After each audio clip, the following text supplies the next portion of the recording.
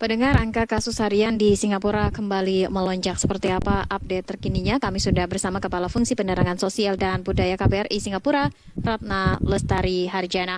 Selamat malam, Ratna. Selamat malam, Mbak Ana. Kabar sehat ya? Alhamdulillah sehat. Ya, Mbak Ratna, seperti apa update kasus harian di Singapura yang kembali melonjak?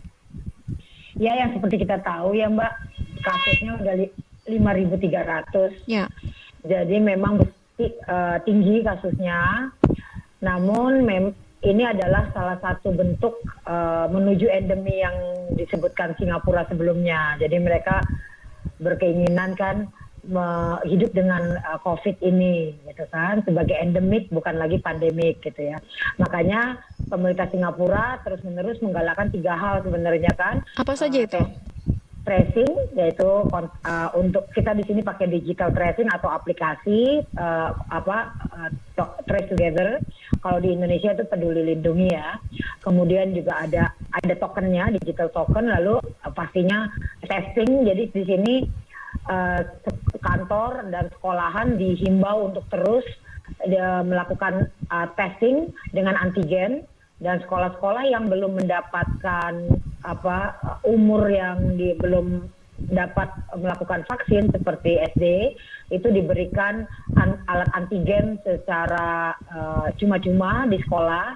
Satu anak itu 10 ART, dan itu mereka harus melakukan tes secara berkala yang diminta oleh sekolah. Nah, kemudian yang ketiga pastinya vaksin.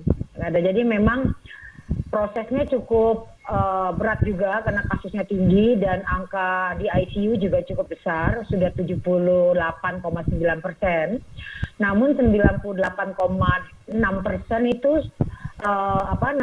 mild atau tidak ada simptom. Jadi memang pemerintah Singapura terus menggalakkan vaksin.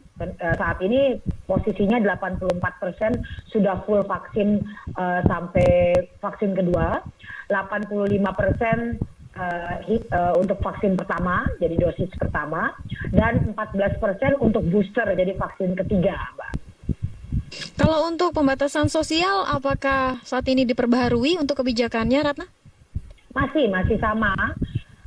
Kita hanya boleh ke mall yang vaksin. Jadi memang pemerintah Singapura menerapkan pengetatan untuk mengejar angka vaksin tadi. Jadi orang-orang yang tidak berkenan untuk vaksin, itu mereka tidak boleh masuk ke ranah publik ya. Maksudnya ada larangan-larangan ketat gitu, termasuk dalamnya adalah ke mall atau ke tempat makan jajanan kaki lima, hawker center. Jadi memang itu sengaja diperlakukan begitu agar mereka akan untuk vaksin gitu ya. Terutama untuk orang-orang yang di atas umur 60 tahun, karena memang di Tenggarai jumlah itu cukup banyak ya yang belum bersedia vaksin di umur-umur itu. Jadi memang pemerintah Singapura terus melakukan program agar seluruh penduduknya yang memang sudah dapat vaksin untuk vaksin, kira-kira seperti itu. Jadi pembatasan tetap seperti bermasker, menjaga jarak, lalu tidak bisa berkumpul, hanya ada pembatasan, kemudian